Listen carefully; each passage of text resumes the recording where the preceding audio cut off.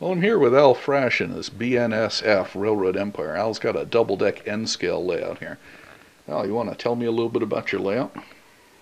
Well, it's a May 1998 based Seattle to Vancouver. The main line is 150 miles in reality and 16.5 miles here.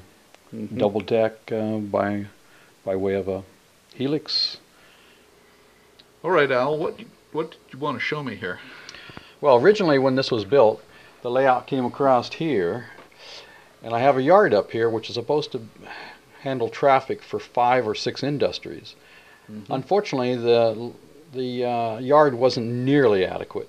So after 4 modifications, I finally came up with this, where I built an actual extension out here over the top of my lower extension with a Y, and created a yard which was workable at this point. Which what I'm trying to imply is that one shouldn't be afraid to tear out and keep, and redo. You're never finished. There's always things that need to be improved, and this is one of the things that made a major improvement in the layout. Well, what is this industry here? This is North Bellingham Yard, and this industry here is Georgia Pacific. If you looked at a map of the area, this would be next to the water. There's a Georgia Pacific plant up here, and this is just a parts warehouse because that's the only thing I could fit on my little space here. It also has tracks for the manifest traffic, which goes back to Seattle or north to Vancouver out of here from the industries. The industries are serviced by a local, goes out, pulls the traffic in, sorts them into Seattle and Vancouver traffic, and then they go on the next manifest that comes by.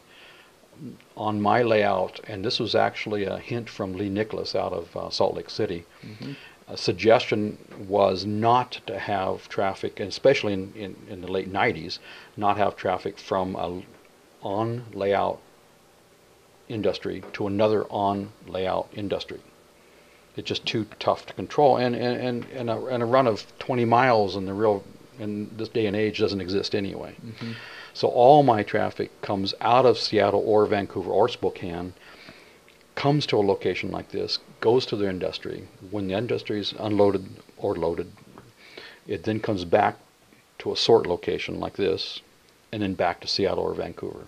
I'm not attempting to have something come from Cherry Point and then go to Boeing or something like that.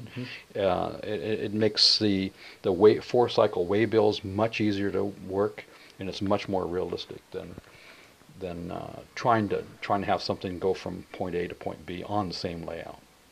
Okay.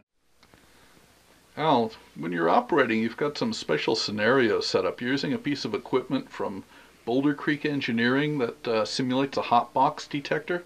Can you talk about that a little? Right, I saw this in an ad in a magazine and said, hey, got to have that. Well, this is it. It represents what's inside there? A hot box detector, such as is along the BNSF route from Seattle to Vancouver at least. As the train comes through, there's a couple detectors in here, and it detects the crossing and then gives a randomized BNSF detector, milepost 96.7. No defects.